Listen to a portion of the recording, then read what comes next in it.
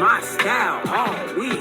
Craving chocolate trees, checking pants, checking seeds, sipping herbal tea and fight for menstrual equity. Jeez. Hey, I get cramps at. Get cramps at. Get cramps, get cramps. Get cramps, hey, get cramps, hey, get cramps, hey, get cramps, get cramps, get cramps, hey, get cramps, hey. You're now tuned in to the Kick Cramps Ass podcast with your host, Brittany Walker, advocating for menstrual equity, period poverty, and womb wellness. New episodes on Menstruation Mondays. Happy Menstruation Monday, everybody. You have made it to the Kick Cramps Ass podcast, where I'm your host, Brittany Walker. And we've made it to episode 11 in season 1, where it's Burrr. It's cold in here, or it's hot as hell. So it is Monday, July 24th. We are still in Fibroid Awareness Month, so still bringing applicable resources, tools, and things that you can utilize so that you don't be a part of that high percentage that we've mentioned a few episodes ago, where roughly up to 80% of all women by the time they reach age 50 to 60 will experience at least one fibroid. All right, guys. So, we like to kick off each episode with the I am power statement. I representing inspiration, A representing affirmation, and M representing manifestation. And today's I am power statement is, I am more mindful of temperature control and how it will impact my period. Ashe. So there it is. All right, guys, the book reference, for those of you who are watching on Spotify and YouTube, you can see on the screen, our book reference is NNG's Formula to Kick Cramps Ass, a blueprint to naturally get rid of menstrual cramps. So all season, we've been basically doing an audio book. We break down each chapter every single episode and give you applicable supporting details. We also like to do a tea of the day, and typically we're drinking our in-house cramp elixir, but we're actually doing a tummy parasite detox. And this is so important, and we're actually going to do an episode in season 2 in regards to parasites and how they can affect your menstrual cycle. So I think it's extremely important.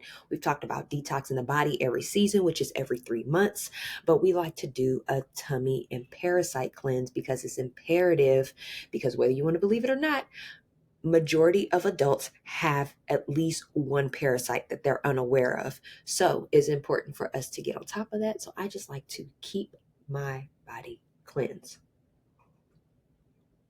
All right, guys, let's roll right into it. We like to kick off with reading the chapter of the day, and then we'll roll into the details. Again, very short chapter. Chapter 10, Burrr. It's cold in here. And it's hot as hell. Now, for any of you who caught that Burrr, it's cold in here. Yes, I am a former cheerleader. Yes, Bring It On was a thing. I was 12 when that movie came out, so I am telling my age. But I started cheerleading shortly after that. So that's where if you hear that Burrr, it's cold in here. That's where that came from. Or it's hot as hell. Again, we're talking about temperature control this chapter, so let's get into it. This systematic review, which included 6 studies, found that heat therapy appears to decrease menstrual pain in women with primary dysmenorrhea, Joe and Lee in 2018. Temperature control is most crucial during the first 2 to 3 days of menstruation. The body's climate tends to fluctuate while on your cycle due to the loss of blood. This correlates with iron anemia, as mentioned earlier in chapter 1. Again, guys, that was in one of our first couple of episodes. I believe we talked about iron on episode 4, which is the world's leading deficiency. Now that you have established which tracking app you'll be using, again, we talked about that last episode in episode 10, you can better monitor when your cycle will be starting. This will let you know how warmly or hot flash friendly you should dress. The season and your location also play a role in determining how to best govern your body's temperature. I said, Burrr, it's cold in here. So how are we going to kick Cramps' ass with this method? NNG recommends managing your temperature 2 days before you start your cycle. Again, guys, begin the temperature regulation 2 days before you start your cycle. If you have the tendency to cramp when you are cold, increase your body temperature by wearing a long sleeve clothing, pants or tights, socks, a hoodie, or even wrapping yourself in a blanket.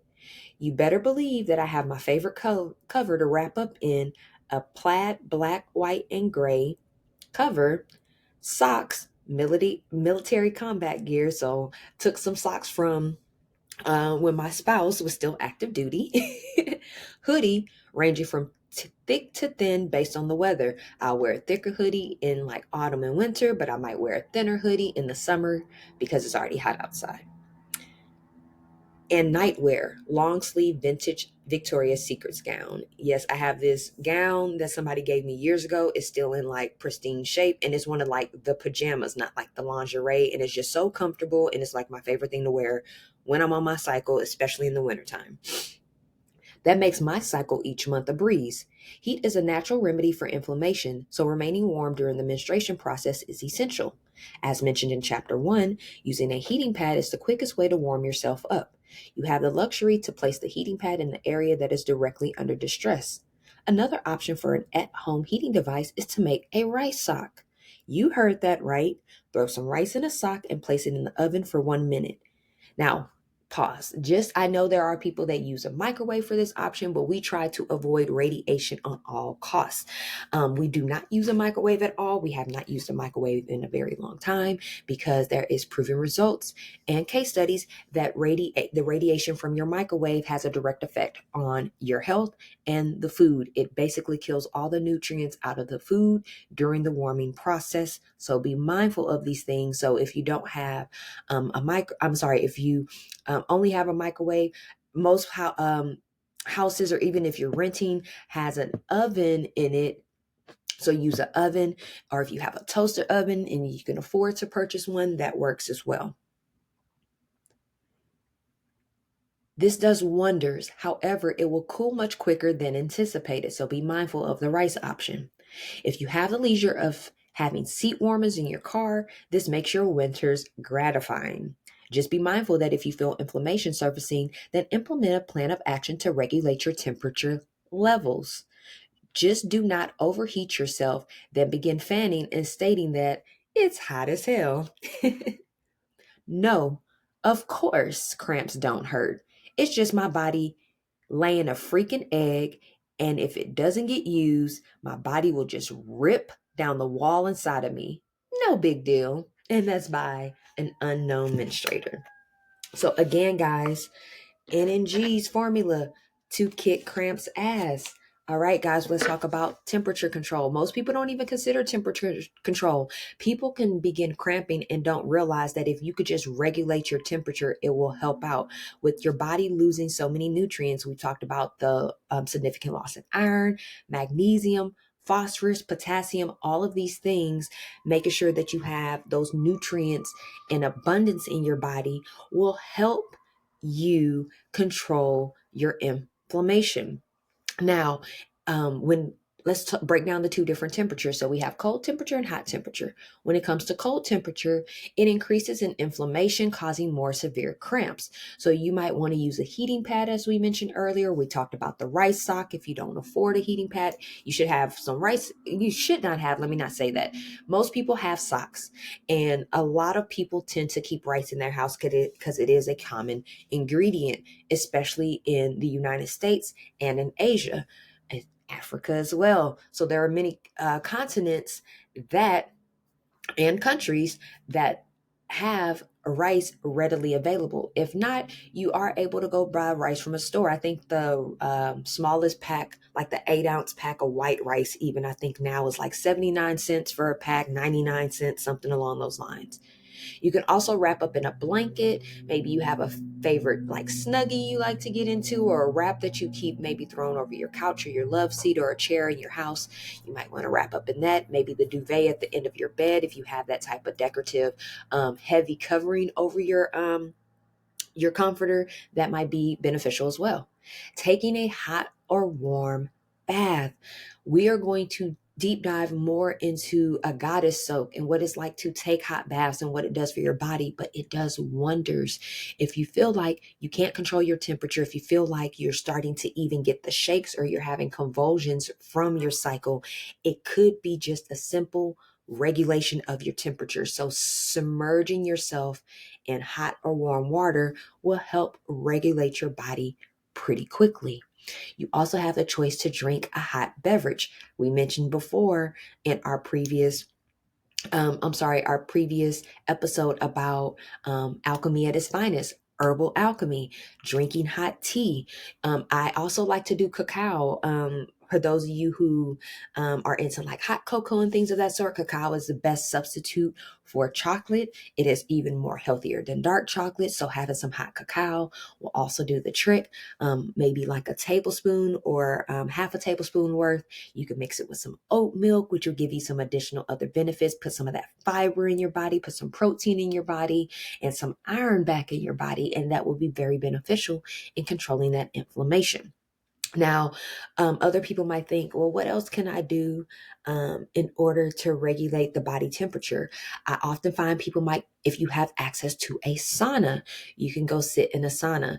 And it kind of works the same way with a shower. I did not mention that with the bath soak. If you want to take a really hot shower, instead of submerging your body in the water, allowing that hot water to fall onto your chest or fall onto your back, or you might even lean back and allow it to fall directly onto your womb area to hurry up and get instant um, relief.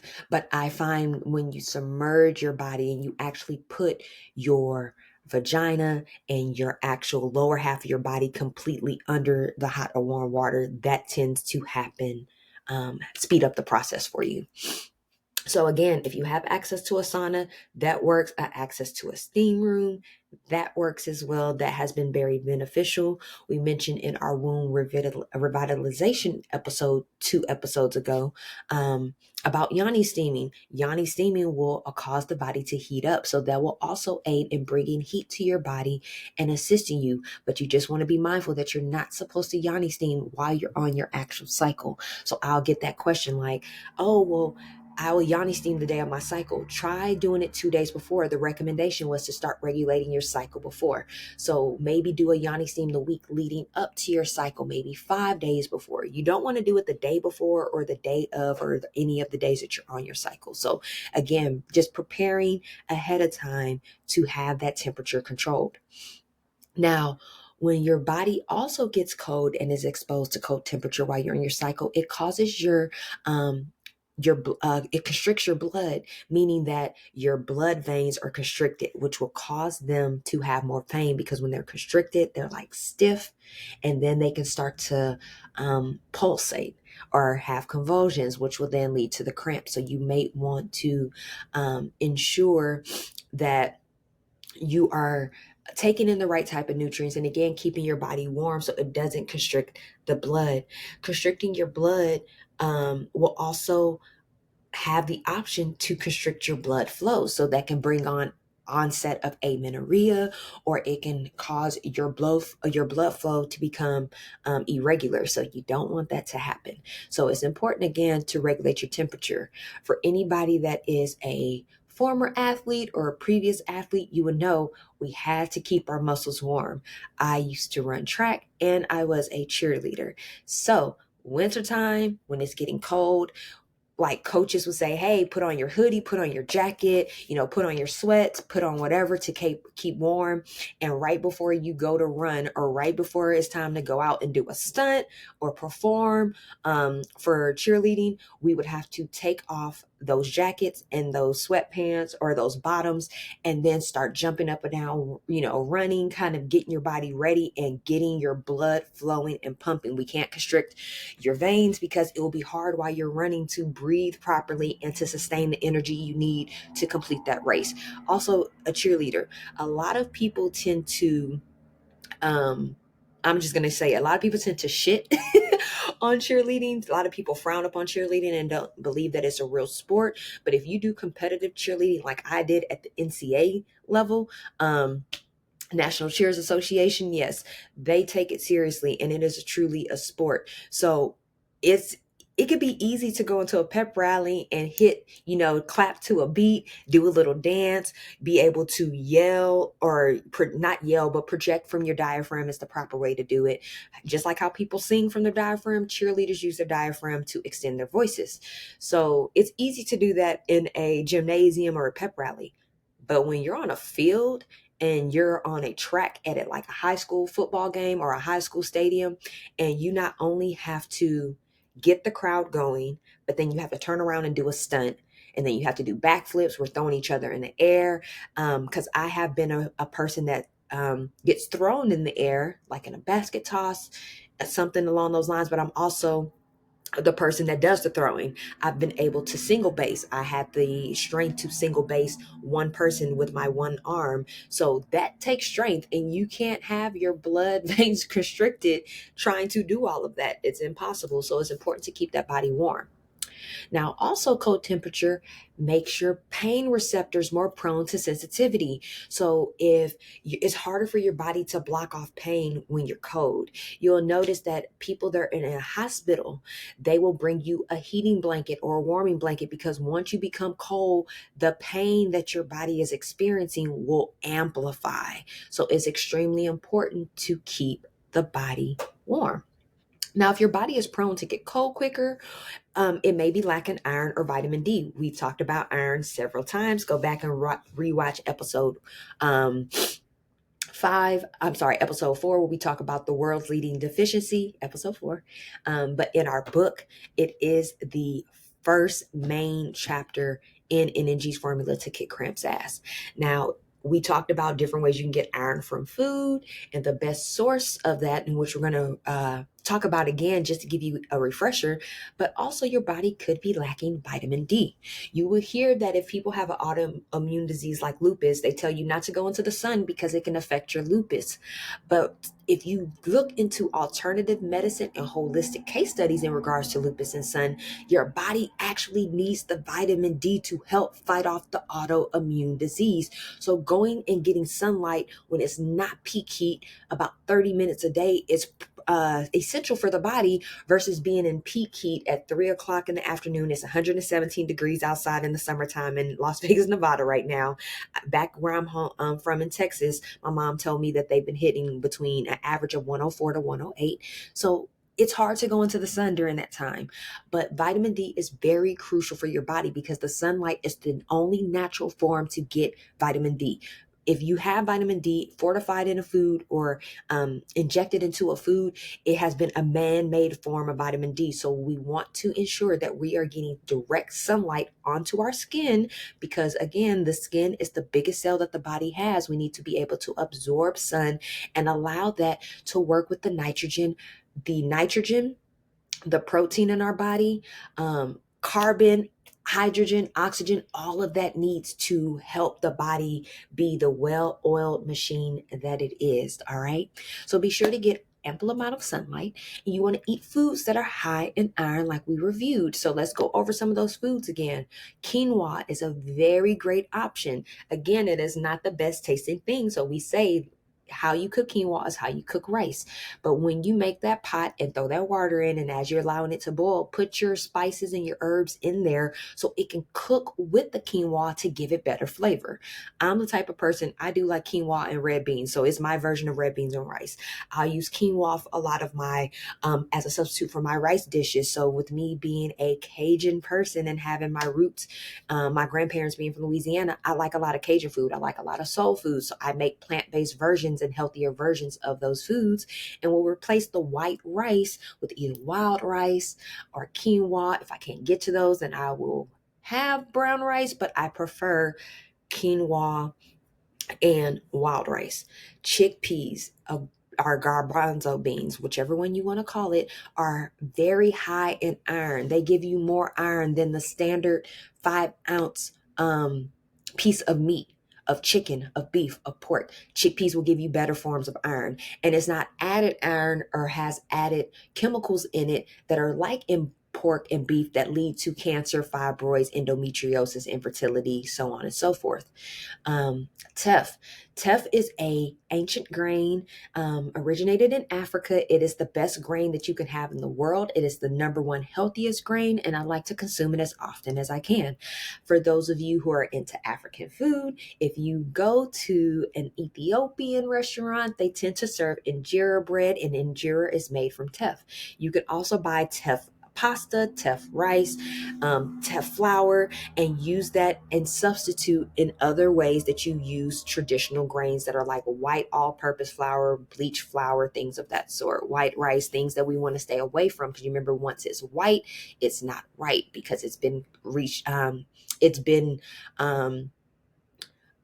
all the impurities and all the natural nutrients has been stripped from those items. They have been bleached, they have been processed, so they no longer have the original bran and grains that came from that ingredient. So we want to be mindful of those things. Seeds are another great form of iron. We recommend hemp, pumpkin, and chia. Those are our go-to seeds. You can use flax seeds.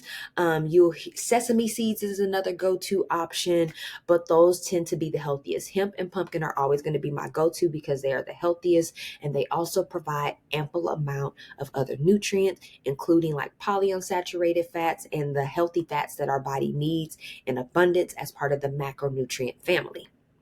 Matter of fact, hemp and pumpkin seeds cover protein, complex carbohydrates, and healthy fats, which are 3 out of the 4 macronutrients that the body needs in abundance on a daily basis.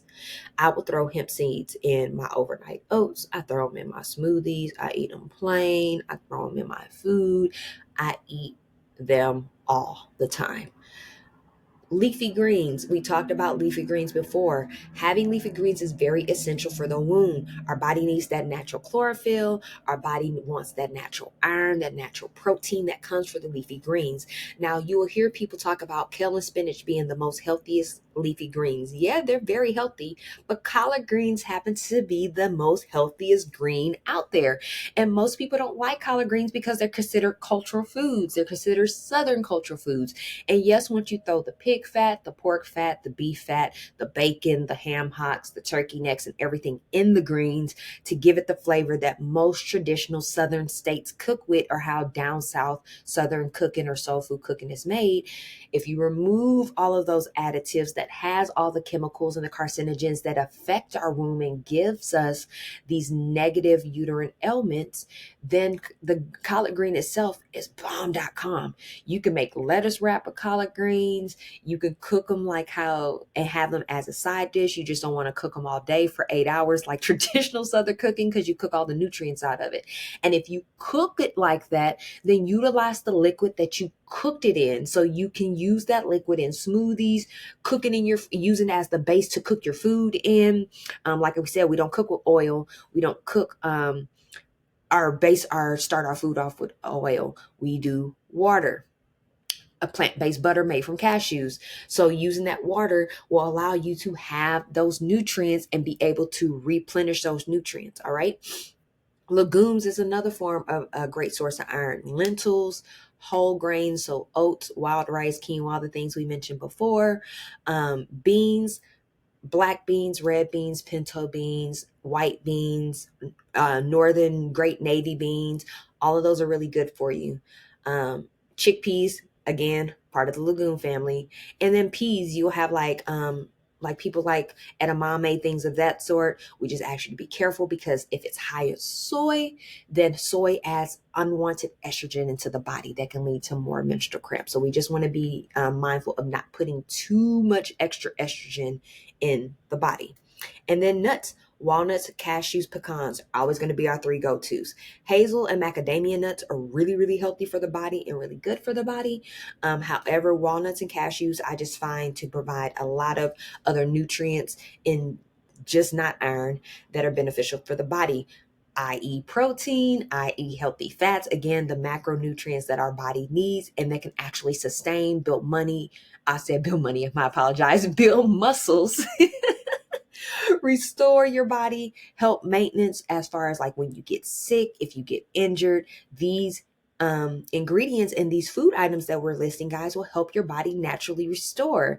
Again, your body is its own machine. As long as you're putting into what it needs, as long as you're doing proper maintenance to it, your body is going to run for a very long time. Be mindful of the chemicals, toxins, and things you're adding to it. Mushrooms is a great source of iron. And then lastly, to wrap up the iron ingredients, we have berries. So elderberries, raspberries, blackberries, blueberries, strawberries. Just as long as they're seeded, that's the go-to. If it's a fruit that is not seeded, we do not recommend it because it is man-made. So it does not have the natural nutrients that the body needs. All right, so let's talk about hot temperature. Now, most people get, I'm sorry, let me not say most people. A lot of people will get hot flashes, and you will start associating that with menopause, but you can get hot flashes during your menstruation years. So you might not experience having the cold affect you. You might not have your cramps be affected by cold temperature. But hot temperature can have an effect on the body. And I have actually had this experience of having heat induced dehydration. If your body is not thoroughly hydrated, which we recommend on your cycle, it is extremely important to hydrate your body. Having the minimum of 8 cups of water a day that the doctors and people have been pushing for decades on decades is very true. A minimum of 64 ounces of water in the body is very crucial. Again, water is the fourth macronutrients, meaning that we need it in abundance for the body to sustain and operate successfully. So having water is important, and people think 64 ounces is just so much, 8 cups of water. But if you break that 64 ounces down, if you have 4 water bottles in a day, a traditional water bottle, so that's that 15.9 ounce bottle, the traditional regular size water bottle, if you have 4 of those in a day, that's your 64 ounces of water, guys. That's your 8 ounces of water. So the way that I like to break that up, first thing in the morning, have a bottle of water, whether that's just to cleanse. Room temperature water has been recommended to have first thing in the morning because it helps your body detox and cleanse. If you want to add a little water, ginger, turmeric, cinnamon in it, that will take it to a whole other level. What the first thing that you're putting in your body each morning is hydration and flushing your body and detoxing and cleansing out whatever's been lingering in your body while you were sleeping. Whatever wasn't successfully able to digest or be absorbed, it can help push those things through your body. If you absorb a high amount of soy, toxins, chemicals, GMOs, it will help kind of push those processes through and help them get excreted from the body. So it's important to hydrate your body. So having a bottle of water in the morning, and then maybe having another one during lunch, having another one for dinner, and having one before you go to bed. That's crucial. That's the way you can set it up. If you want to throw extra ones in there after you work out throughout the day while you're having a snack, maybe you want 2 bottles of water while you're while you're having lunch or having dinner. Things to incorporate. Now, people often ask me, I drink a lot of tea. Does that count? Adding the water to your tea will count because you're just adding herbs to it. You're not adding any chemical or anything that's not beneficial unless you're consuming a tea that has caffeine in it. You want to be mindful, caffeine can have an effect on your menstrual cycle. So if you're having a non-caffeinated tea and adding water to brew that tea, you can utilize the amount of water you used in that tea towards the minimum 64 ounces you should be having in a day. All right. So heat induced dehydration. If you're dehydrated and then you walk into really hot temperature, you're overly heated, maybe you might walk into a building that lost AC, your body may lead to severe cramps. You might start having convulsions. You start feeling weird, like you're lightheaded, like you're getting really, really hot. You feel like you want to pass out even. This is a real thing, heat induced dehydration. So not only will it lead to severe cramps, it can also lead to really bad headaches. It can cause your body to bloat and cause your bloating symptoms to get enhanced. And it may lead to nausea. It will make you feel sick to your stomach and want to throw up. So you want to be mindful of the heat and having heat induced dehydration. So be mindful during the summer months, or even if you're working out a lot or you're exerting a lot of energy, make sure you're replenishing your body with the water that it needs. So overall, guys, temperature regulation is what we're discussing in this chapter and this episode. It is extremely important to regulate your temperature. You can now properly prepare for temperature control by utilizing your period tracker we talked about last month. Last episode, episode 10. Did you download a period tracker? Now you know leading up to your cycle, hey, my cycle's getting ready to come up. Let me start regulating that temperature. You can also put in your moods and your notes if your temperature was a little different this month and what that caused your body to do. So to recap, guys, we talked about Burrr, it's cold in here, or it's hot as hell, which means overall, we want to regulate our temperature to be able to control our cramps and have a better impact on our menstrual cycle journey. All right. So to recap again, it is Fibroid Awareness Month. So I'm going to put the link in our description because we are still doing our giveaway. You still have time to sign up. It takes less than a minute to sign up. All we need is your first, last name, consent to subscribe to our website to receive our latest news, events, and resources. And you get a free entry into the raffle that we will be doing on August 1st. We're going to be giving away one of our goddess boxes, aka our KCA kit, which gives you a full goddess experience. It has our signed copy of Energy's formula to kick cramps as a blueprint to naturally get rid of menstrual cramps. We have our Crystal Garnet bookmark that comes with it. We have our cramp elixir with our chrysocolla tea infuser. We have our goddess bath potion to help you soak. We have menstrual discs that we're going to be giving away. We also have feminine hygiene wipes. Those menstrual discs are coming from Soft Disc. Shout out to them.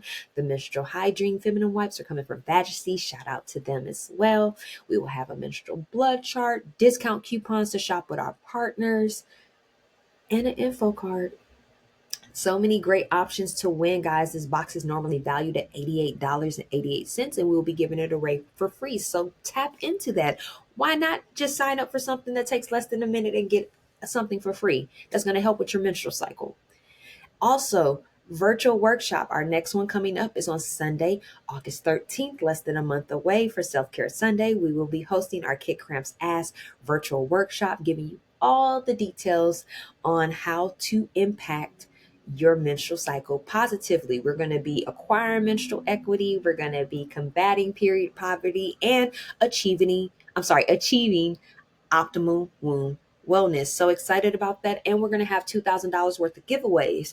You want to sign up for it. We're going to be giving away another KCA kit. We're going to have a tea pack. We're going to have a signed book pack. We're going to be giving away a $50 gift card to our KCA store so you can shop online with any of our products. And we're going to be giving away a menstrual therapy consultation pack, meaning that you will have an opportunity to sit with us for 3 months for free and get menstrual therapy. Who wouldn't want to win any of that? So be sure to sign up for our virtual workshop. We'll have the details for that in the description of the episode as well. Listener mail, we're still taking it in. Feel free to comment to this episode, but if you want more privacy, you could definitely email us at contact@kitcrampsass.org. We will have that information in the description of our episode as well, so you can have a more private conversation on questions or concerns that you may be having in regards to any of our episodes or your menstrual cycle journey. All right, guys, be sure to like our podcast, subscribe to our YouTube channel because you can get additional resources from there. Subscribe to our website. You'll get a free discount coupon when you do so you can keep up with all the latest news, events, and resources. Guys, we want to send so much gratitude to all of you for checking in. We appreciate you tuning in every Monday for Menstruation Monday. We want to give a big shout out to JJ Cicero for our banging intro. We come in and we leave out in such a good spirit and such a good mood. But if there's not anything else, we want to manifest a positive, productive, and peaceful remainder of the day. We hope that you have a beautiful week ahead, and we'll be speaking to you soon. Peace, everybody.